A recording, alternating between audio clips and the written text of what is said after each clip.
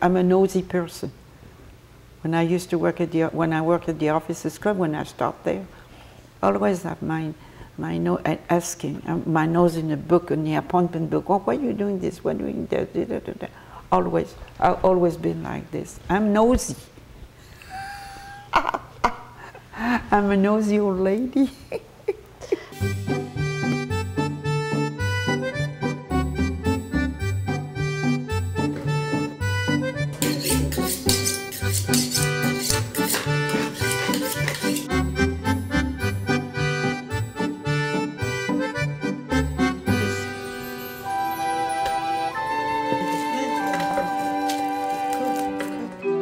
One of the joys we have together is cooking. We love to cook together, regardless of what kind of meal it is.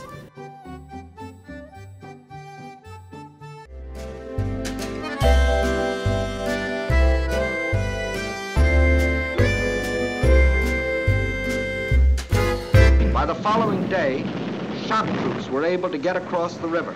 Living outside Paris at that time, Michelle remembers surviving a bombing attack by Hitler's Italian allies, who, under Mussolini, had also invaded France. Mussolini, now thinking it's safe, sent his divisions racing across the border. So I'm on a day I didn't go to school with the nanny, and I'm playing outside. And I'm ready to go. It was stairs to go in a house, and it was stairs there, the door, it was the kitchen.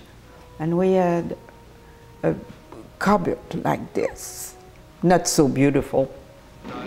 And then I'm opening the door, and all of a sudden it was boom, boom, boom. You know, it was like the thunder. And then I could see those things come down. I mean, those things are big. And what was happening? The Italians came and bombarded us. This was the price the French were to pay as they signed the armistice. Michelle survived the attack, and the family promptly fled to central France. Michelle was in the middle of a bout of scarlet fever. We were not in Paris when the German came, but I heard from, you know, talking after that, when the German came down the Champs-Élysées, they have shutters at home, but shutter on the outside. And, you know, you shut and everybody had their shutter closed. The family moved back to Paris, and although Michelle never went hungry, food was always a problem. She remembers eating cow's lungs and cat meat. Michelle's father found an inventive, if highly risky, way of supplying food to the family. She used to get up at 3 in the morning to wait 2 hours to get a half pound of meat or something. My father, he used to go under the line, you know. They used to go and kill cows, lambs. Allons aux enfants de la patrie, le jour de gloire est arrivé. She sings good, but continue. Sur le pont d'Avignon, you sing that too. No, no, no. On est sur le pont d'Avignon, on y danse sur le pont d'Avignon, on y danse tous en rond. Les belles dames font comme ça, les deux messieurs sont comme ça, sur le pont d'Avignon. Ok.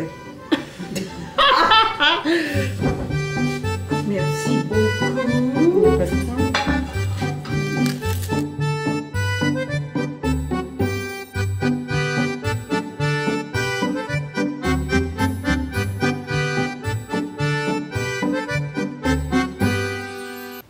And then they butcher that somewhere in a hangar or some, and they make packages to send. So everybody in the street, if they wanted or not, had a name, Monsieur Joe Blow, 300 there, Monsieur Whitehouse up there. And when he knew the guys were coming, like UPS, he would be down the street and follow this guy all the way. Oh, do you have a package from Mr. So-and-so? It was all coming to the house. The family struggled on as best it could. Things were not made any easier when Michelle's mother was forced to shut down her couturier business after a visit from an SS general. Michelle's family had special reasons to fear the Germans.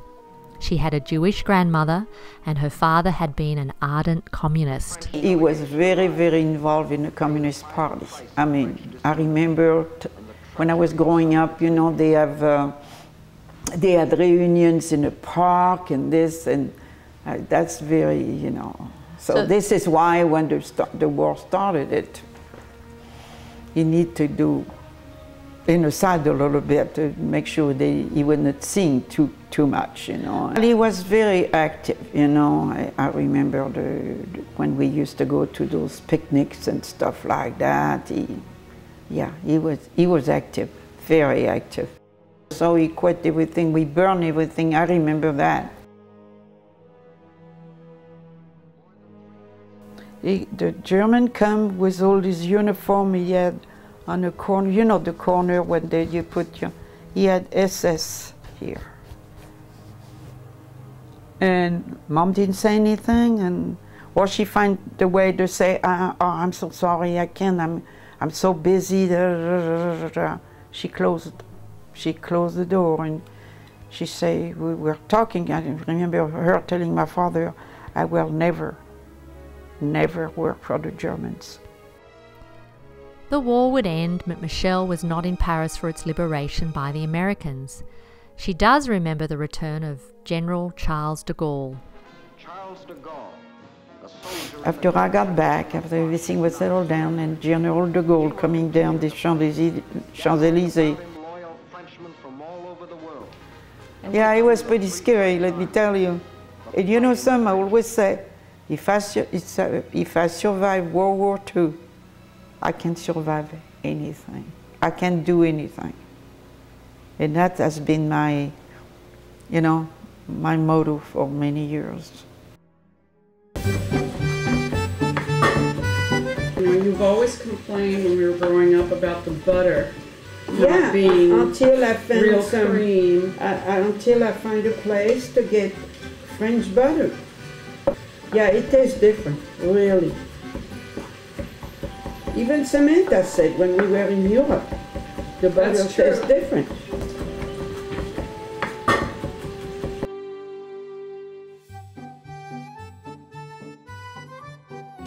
My youngest son, girls, love to make jam with Grandma. I wait until they come, and then I get my everything, and then we do that together. So the great thing is, Mom's leaving a lot of legacy for us. Someone in the family will be a grand jam maker.